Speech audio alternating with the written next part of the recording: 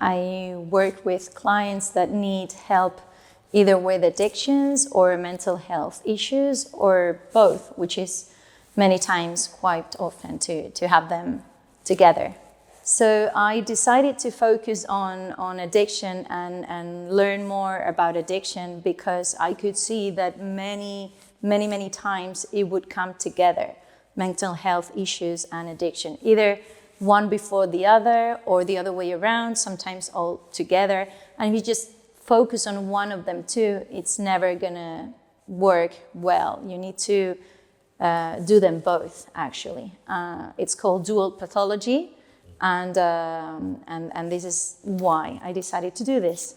So my experience with different types of addictions is that no matter what type of addiction it is, could be behavioural, could be substance abuse, they all share different things. And so for instance, it's sometimes many times, if not all of the time, they are covering something, right? So it could be that they are seeking for to deal with some problem or some issue that they have, or sometimes it's part of the mental disorder that makes them have this behavioral or substance use. And so it's very difficult to actually separate them completely, and you cannot just treat one thing without dealing with the other if you want to do things right.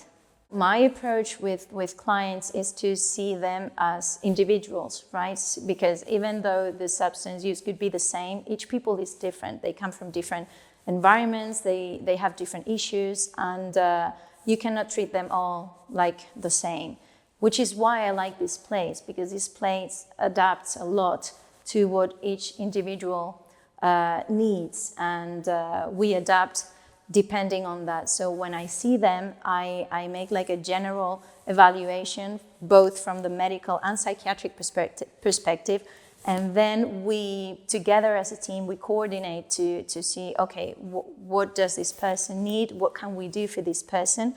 And then we work together as a team. This adds a lot of value in treating the client or the patient. When someone is struggling with a mental health issue, sometimes they feel like nobody can help them. Nobody's going to understand them, and there's no point in going anywhere because they don't know me, they're not going to understand it, they're not going to be able to help me because they feel this despair or sometimes shame, when the reality is that, of course, we're not in your head. We cannot exactly understand everything, every thought process that you have, but we have a lot of experience in helping people with the same issue that may have been undergoing the same problem.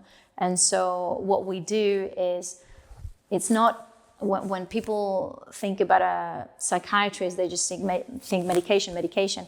It's not just that. Obviously, medication can be part of the treatment plan, but it's not all about that. It's also about having psychotherapy and making your day better by eating healthier, doing exercise, meditation, many different things that all together with a proper plan that is individualized, the patient can get better. And so I guess my message would be not to lose hope and to seek for help nevertheless, because when you're in such a bad place, I guess the question would be, what do you have to lose, right? Give it a try, and that's what I would say.